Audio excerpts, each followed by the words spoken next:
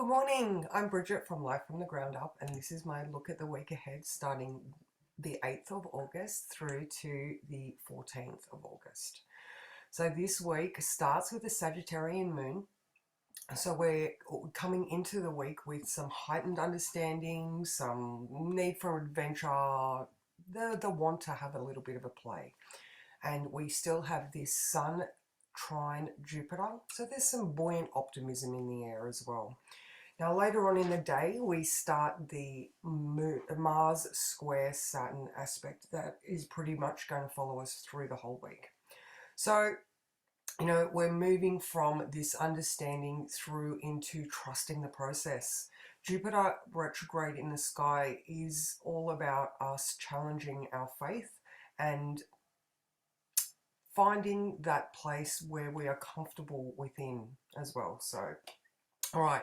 So Monday, it's going to be good, but still, we're starting to understand that discipline is required.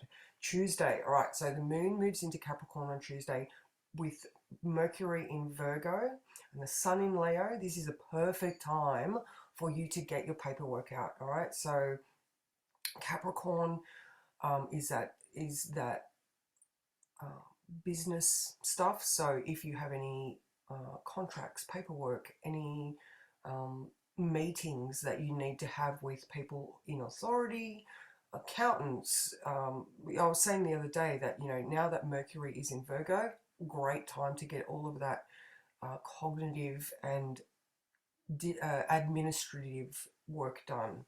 Okay, so, we still have this understanding that diplomacy and discipline is needed, but there's a restlessness in the air.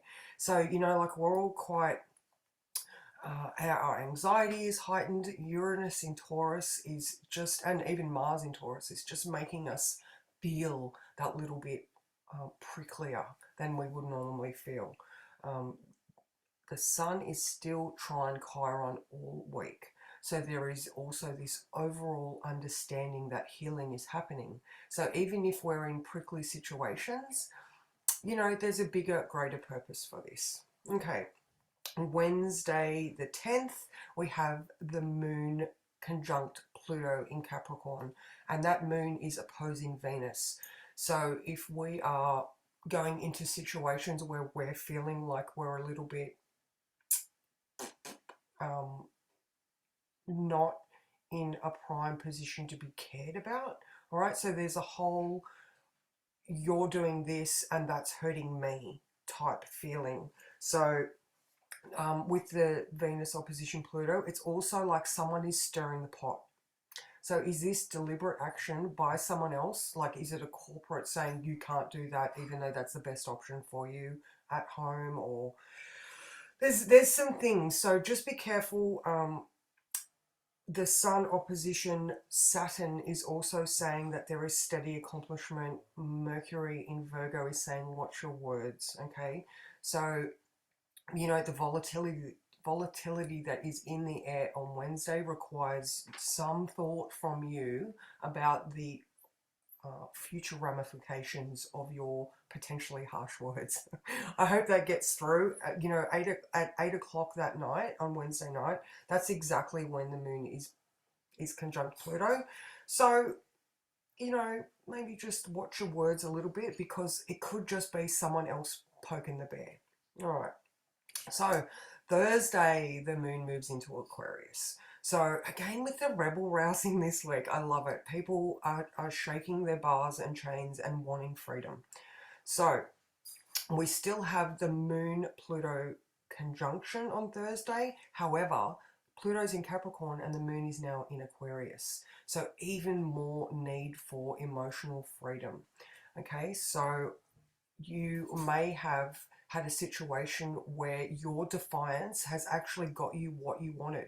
The moon in Aquarius is now saying, okay, which path are you going to take? What way do you want to go? And do you need a stern talking to from yourself? There's a lot of lessons in the air right now. There's a lot of releasing past behaviors and experiences. Are you an implicit part of this situation that you want to let go of? Jupiter retrograde, Chiron retrograde, can you look in the mirror and say that you are innocent of the things that someone else may have created, but you can still be complicit in? So there is, you know, a good hard look needed in the mirror, and that is okay. So that's Thursday.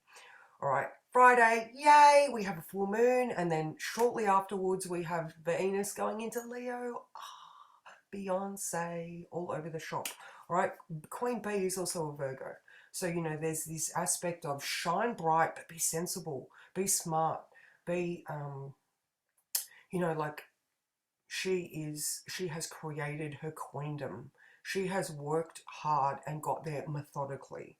Is there any strategies that you can put into place that are going to help you get down that path? Saturn in Aquarius right now, retrograde.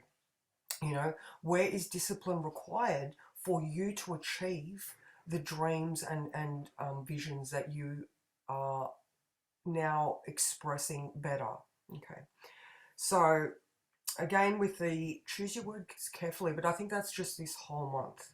You know, Queen Bee, I'm sure she would think very hard before she goes and expresses herself willy-nilly to make her look like a fool. So there's this whole, what is your face showing? And you can just stand in your regal power.